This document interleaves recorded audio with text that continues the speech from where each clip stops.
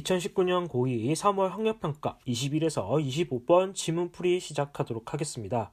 2019년 3월 고2 학력평가에 출제되었던 독서지문은 총 3지문이었습니다.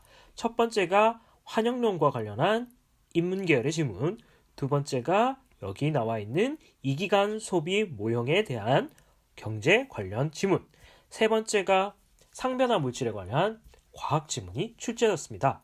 세 지문 모두 난이도가 있는 편이어서 학생들이 문제를 해결하는데 조금 어려움을 겪었을 것으로 생각됩니다. 시간이 허락한다면 다음 시간에 환영론 또는 상변화 물질에 대한 설명도 이어가 보도록 하겠습니다. 우선 경제 지문, 이기간 소비 모형에 관한 지문을 해석해 보도록 하겠습니다. 첫 번째 문단부터 같이 살펴보도록 하겠습니다. 우리는 소비를 할 때 벌어들인 소득을 전부 지출하지 않고 일부를 저축하기도 하고 대출을 받아 자신이 벌어들인 소득보다 많이 지출하기도 한다. 예를 들어 적금에 가입해 미래에 있을 지출에 대비하거나 대출을 받아 자동차를 구매하면서 여러 해에 걸쳐 대출금과 이자를 상환하기도 한다. 여기서 상환이라는 건 갚아 나간다라는 뜻으로 해석하시면 됩니다. 이와 같이 소비는 여러 기간에 걸친 자금의 흐름을 고려하여 이루어진다. 따라서 저축과 대출 등의 금융행위와 그것의 수익과 비용을 결정하는 이자율은 소비계획의 결정에 중요한 요소이다. 자, 첫 번째 문단의 내용을 정리하자면은 소비는 여러 기간에 걸쳐서 자금의 흐름을 고려하여 이루어지는데 이때 금융행위와 이자율이 소비 결정에 중요한 영향을 미치는 요소로 작용한다 라고 볼 수가 있겠습니다. 두 번째 문단입니다. 이자율이 소비에 미치는 영향을 분석하기 위해 다음과 같은 2기간 소비 모형을 가정하자. 가상의 소비자 K는 1기와 2기의 두 기간만 생존하며 1기와 2기의 각각 소득 M1과 M2를 얻는다. 이때 1기 소비 지출액과 2기 소비 지출액의 합은 K가 전 기간에 걸쳐 벌어들인 총 소득을 넘어설 수 없다. 또한 소비 지출액이 증가할수록 효용은 증가하며 여기서 효용이란 단어는 소비를 통해서 얻게 되는 만족감을 뜻합니다. K는 한 시기의 소비 지출액만 지나치게 많은 것보다 각 시기의 소비 지출액이 균등한 것을 선호한다. 두 번째 문단은 이 기간 소비 모형에 관해서 설명하고 있는 내용입니다. 이 기간 소비 모형은 총 5가지의 특징을 가지게 됩니다. 첫 번째가 가상의 소비자 K는 두 기간 1기와 2기에만 생존을 하게 되는 것이고, 두 번째는 1기에는 M1의 소득을, 2기에는 M2의 소득을 얻게 된다는 내용입니다. 세 번째, 이 기간 동안 소비의 지출액은 M1과 M2를 더한 총소득을 넘어설 수가 없습니다.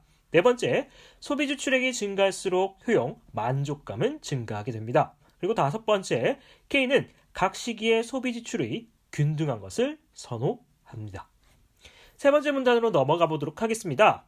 그림 1은 이자율이 R일 때 K의 최적 소비 계획을 나타낸 것이다. 그림 1의 예산선은 K가 총 소득을 전부 지출할 때 소비할 수 있는 소비 계획들을 연결한 선으로 초기 부전점 M1, M2를 지나는 우하향 직선으로 나타난다.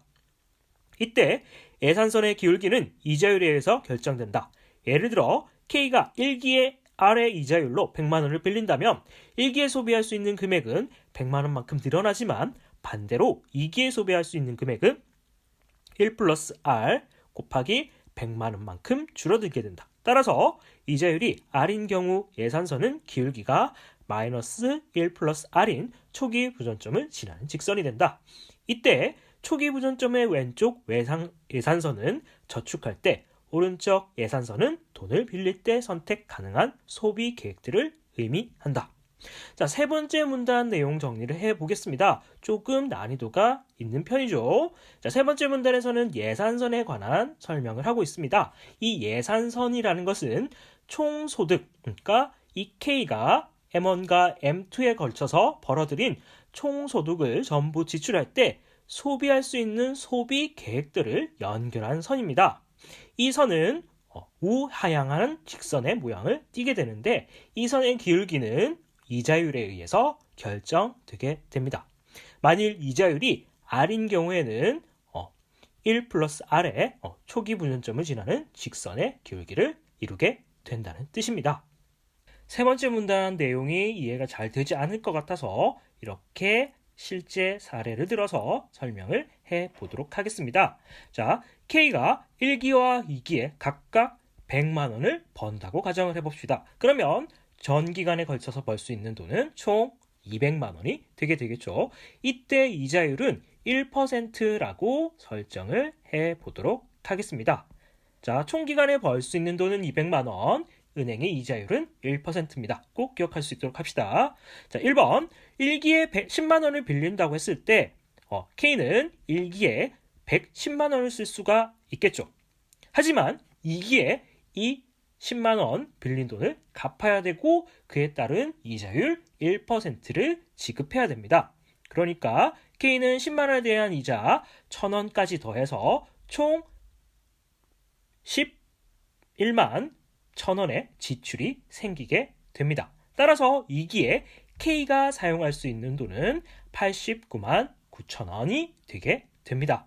자, 총소득의 변화는 없지만 기간별로 사용할 수 있는 돈을 빌리지 않았을 때는 1기 100만 원, 2기 100만 원이었다면 K가 1%의 이자율로 10만 원을 대출받게 된다라고 가정한다면 1기에는 110만 원, 2기에는 89만 9천 원의 돈을 쓸 수가 있게 되는 것이죠. 그러니까 총 1,000원의 소득이 줄어들게 되는 효과가 생기는 것입니다. 자, 그리고 세 번째 문단에서 M1의 왼쪽 선은 저축을 하였을 때, 그리고 M1의 오른쪽 선은 대출을 하였을 때 선택 가능한 소비 계획이라고 설명을 하였습니다. 이게 무슨 뜻이냐면 M1 지점이 100만 원 요 지점이죠. 100만 원 지점보다 왼쪽에 있는 선들은 100만 원보다 소비를 적게 했으므로 남는 금액들이 될 것입니다. 그 금액에 대해서는 저축을 할 수가 있게 되는 것이고, 그리고 M1 100만 원보다 오른쪽에 있는 지점들의 선들은 100만 원보다 더 소비를 하게 되었습니다. 그러면 총소득은 100만 원밖에 되지 않기 때문에 나머지 비용들은 대출을 통해서 소비를 할 수가 있게 되는 것이죠. 그렇기 때문에 왼쪽 선은 저축을 하였을 때, 오른쪽 선은 대출을 하였을 때 선택 가능한 소비 계획이다 라고 설명할 수가 있는 것입니다. 그리고 기울기를 구하는 방법은 Y의 변화량 분의 X의 변화량으로 산출할 수가 있습니다. 자, 그러면 첫 번째 그래프를 살펴보도록 하겠습니다. 자, 첫 번째 그래프는 이자율이 1%일 때 10만 원을 빌리는 경우라고 설정을 했습니다. 자, 그러면 Y축의 변화량은 10만 1,000원이 일어나게 되고 X축의 변화량은 10만 원의 변화량이 나타나게 됩니다. 자, 그렇게 계산을 한다면 X축에 10만 원을 넣어주고 Y축에 10만 1,000원을 넣어주게 된다면 총 1.01의 기울기가 나타나게 되는 것이죠. 자, 그리고 두 번째 그래프를 살펴보도록 하겠습니다. 자, 두 번째 그래프는 이자율이 2%일 때 10만 원을 빌리는 경우입니다. 자, 그러면 Y축의 경우에는 100만 원에서 89만 8천 원으로 변화율이 10만 2천 원으로 나타나게 되고, X축은 동일하게 10만 원의 변화량이 나타나게 됩니다. 그래서 계산을 해보면 1.02의 기울기가 나타나게 되는 것이죠.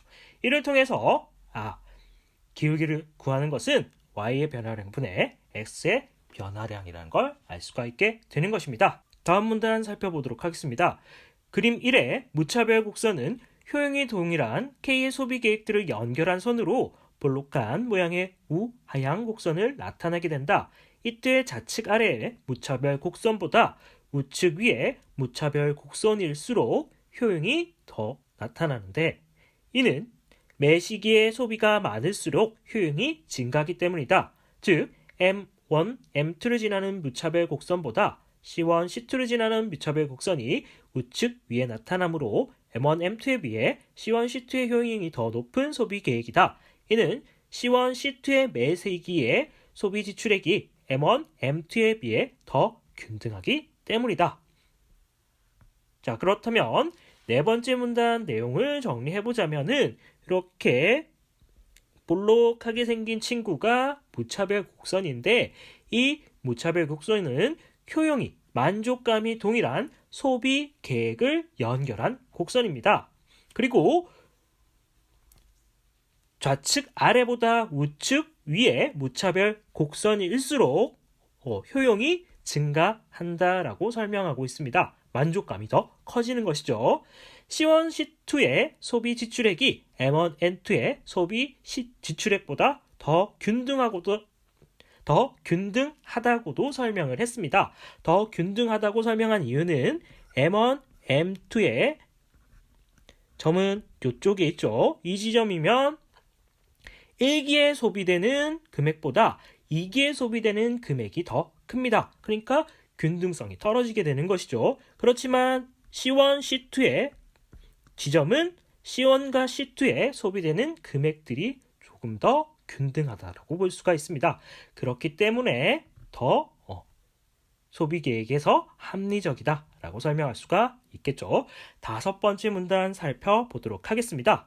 따라서 K는 예산선과 무차별 곡선이 접하는 지점인 C1, C2에서 최적 소비 계획을 결정하게 된다. 즉, C1, C2를 제외한 예산선 상의 다른 소비 계획들과 예산선 아래쪽의 소비 계획들은 C1, C2보다 효용이 작기 때문에 선택되지 않으며 예산선의 위쪽의 소비 계획들은 K의 총 소득 범위를 넘어가므로 더 효용이 높지만 선택할 수 없다. 그러므로 K는 C1에서 M1을 뺀 대출을 하여 C1, C2의 소비 계획을 선택하게 된다. 자, 그래서 그래프를 살펴보면서 다시 한번 정리해 보도록 하겠습니다. 자, C1, C2의 소비 지출액이 최적 소비 계획 지점인데 C1, C2의 아래 지점들은 그러니까 이 그래프가 되는 것이죠. 아래 지점들은 효용이 C1, C2에 비해서 선택되지가 않고 그 위에 있는 선들은 총 소득 범위를 넘어서 선택할 수가 없기 때문에 K가 선택할 수 있는 최적 소비 계획 모형은 C1, C2 지점을 지나는 지점이다 라고 설명할 수가 있는 것입니다. 자, 그리고 6문단 내용 정리해 보도록 하겠습니다. 이제 이자율의 변화가 K의 소비 계획에 미치는 영향을 알아보기 위해 이자율이 상승한 경우를 가정해보자. 이자율의 기울기는 마이너스 1 플러스 R이므로 이자율이 상승하면 예산선의 기울기가 가파르게 변화한다. 따라서 이자율 상승 시 예산선은 초기 부전점을 기준으로 시계 방향으로 회전한다. 자, 조금 더 쉽게 설명을 하자면 기존의 기울기가 1이 이자율이 1이었다면 이렇게 그림을 그릴 수가 있지만 이자율이 2%로 높아지게 된다면 기울기가 조금 더 가파르게 변한다라고 설명할 수가 있습니다. 그림 2를 통해서 7문단 내용 정리해 보도록 하겠습니다. 자, 이자율이 변한다라고 얘기를 했으니 이자율을 초기에 1%, 후기에는 2%로 가정해서 설명해 보도록 하겠습니다. 초기 1%대 지점이 C1 지점이었고 C1 다시 지점을 2% 이자율로 변했다라고 한다면 C1을 지나는 직선은 이렇게 점선으로 표시된 직선이 될 것이고 그 다음에 C1 다시 2% 직선은 이렇게 기울기가 조금 더 가파르게 시계 방향으로 회전한 그래프의 모습을 볼 수가 있을 것입니다. 그렇다면 C1에서 C2로 X축을 보면 금액이 줄어든 것을 볼 수가 있겠죠. 이자율이 상승했으니 소비 지출액과 대출액이 줄어들었다는 걸 알 수가 있습니다. 8문단 내용 정리해 보도록 하겠습니다. K가 최적 소비 계획을 바꾼 이유는 두 가지다.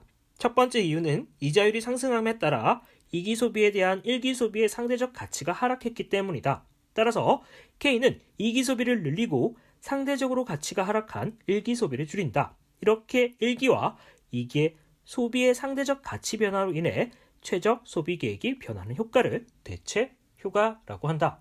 자, 대체 효과라고 하는 건 상대적 가치의 변화에 따라서 소비를 늘리고 줄이는 것을 얘기한다 라고 볼 수가 있겠죠. 자, 그 다음 문단 살펴보도록 하겠습니다. 두 번째 이유는 이자율의 상승으로 인해 상환해야 할 대출 이자가 늘어 K의 총소득이 감소하는 효과가 나타났기 때문이다. 따라서 총소득 감소에 따라 K는 1기 소비 지출액과 2기 소비 지출액 모두를 줄이는 방향으로 최적 소비 계획을 변경한다. 이렇게 총소득 변화에 따라 최적 소비 계획이 변하는 효과를 소득 효과라고 한다. 그러면 8문단은 대체 효과, 9문단은 소득 효과에 대해서 설명하고 있는 내용이었습니다. 자, 그러면 마지막 문단 10문단, 11문단 정리해 보도록 하겠습니다. 따라서 이자율이 상승한 경우 대체 효과와 소득 효과로 인해 K는 1기 소비 지출액을 줄인다. 2기 소비 지출액은 대체 효과와 소득 효과가 상충되므로 각 효과의 상대적 차이에 의해 결정되는데 그림 2는 대체 효과가 소득 효과보다 커서 2기 소비 지출액이 증가한 경우를 가정한 것이다. 그렇기 때문에 1기 소비 지출액을 줄이고 2기 소비 지출액이 늘어났다라고 정리할 수가 있겠죠. 마지막 11문단 내용입니다. 이처럼 이 기간 소비 모형을 통해서 이자율이 소비에 미치는 영향을 이해할 수 있다. 이는 소비자가 소비를 결정하는 데 있어 현재 소득만이 아니라 미래에 자신이 벌 것으로 예상한다는 소득과 두 시기를 연결하는 매개 변수인 이자율을 고려한다는 것을 알 수가 있다. 11문단의 내용은 이 기간 소비 모형을 통해서 현재 소득뿐만 아니라 미래 벌 소득과 이자율을 고려해서 소비 결정이 이루어진다는 내용이었습니다. 여기까지가 2019학년도에 출제되었던 고2 3월 모평 분석 내용이었습니다. 다음 시간에는 상변화 물질에 관해서 설명을 하도록 하겠습니다.